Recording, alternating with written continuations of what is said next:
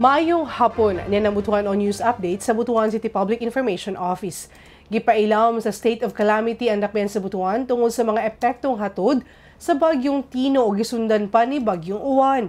Ang pagdeklara na tigayon ato sa second special session sa 17th Sangguniang Panlungsod sa Butuan kagahapon, Nobyembre 9. Ang deklarasyon subay sa proposed SP Resolution number 17061-2025, magipangunahan ni Consel Glenn Karampatana, entitled A Resolution Declaring the City of Butuan Under a State of Calamity, aggravated by Typhoon Uwan, pursuant to Butuan City Disaster Risk Reduction and Management Council Resolution number 2025-033.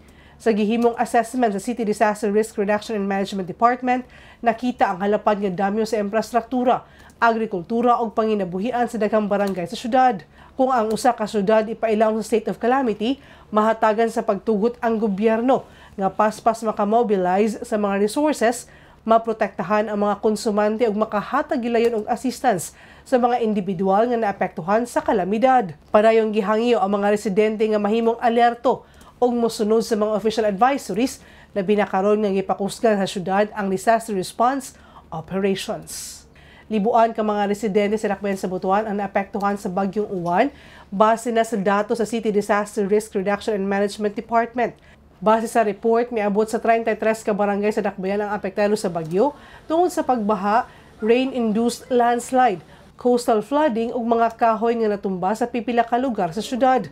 Sa kinatibuk ang 44,317 ka apektadong residente, 3,615 ka pamilya o 13,309 ka individual ang napugos nga mobiya sa ilang mga panimalay. Sa gimaong gidaghanon, 3,496 ka pamilya ang nagpasilong sa mga evacuation center, samtang 119 ka pamilya ang temporaryong nagpuyo sa ilang mga paryente. Samtang parayon ang pagtabang sa City Social Welfare and Development Department, 2,435 ka pamilya na ang nahatagan og relief goods.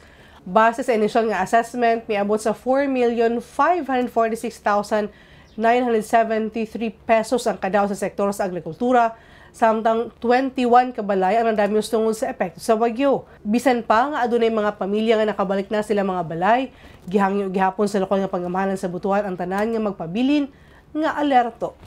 Og makato mga updates ning adlaw, alam sa bang pa mga updates, i-follow like ang official Facebook page, TikTok, Instagram ug subscribe sa YouTube channel sa Butuan City Public Information Office.